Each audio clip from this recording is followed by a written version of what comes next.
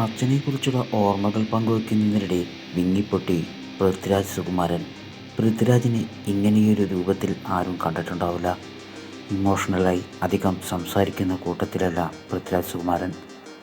എന്നാൽ അമ്മയുടെ സിനിമയിലെ 50ാമത് വാർഷികം ആഘോഷിക്കുന്ന ചടങ്ങിലാണ് പൃഥ്വിരാജ് സുകുമാരൻ വിങ്ങിപ്പൊട്ടിയത്. അച്ഛൻ്റെ മരണശേഷം ആംബുലൻസിൽ പോകുന്ന കാര്യം പൃഥ്വിരാജ് സുകുമാരൻ വേദിയിൽ നിന്ന് പറഞ്ഞപ്പോൾ ഇന്ദ്രജിത്തും മല്ലിക സുകുമാരനും തങ്ങളുടെ കണ്ണുകൾ തുടയ്ക്കുന്ന കാഴ്ചയാണ് എല്ലാവരും കണ്ടത്. അച്ഛൻ മരിച്ചപ്പോൾ അമ്മ ഇനി എന്തു ചെയ്യും എന്ന ചിന്തയിലായിരുന്നു ഞാൻ.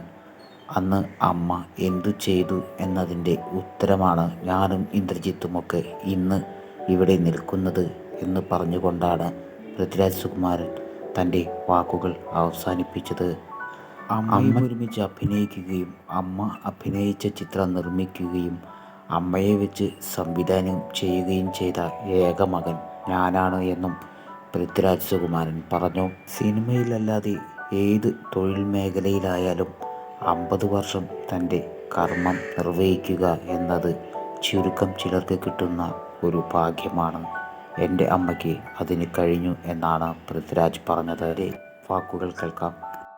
അച്ഛൻ മരിച്ചിട്ട് ഞങ്ങൾ എറണാകുളത്ത് ട്രിവാൻഡ്രത്തേക്ക് പോകുമ്പോൾ അമ്മ ഒറ്റയ്ക്കൊരു വണ്ടിയിലാണ്. അപ്പം ചേട്ടൻ ഞാൻ അച്ഛനോട് ആംബുലൻസിലാണ്.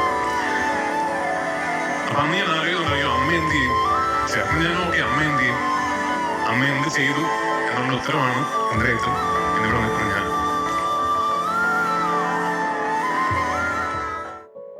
ഇപ്പോഴും ഓർമ്മയുണ്ട് അച്ഛൻ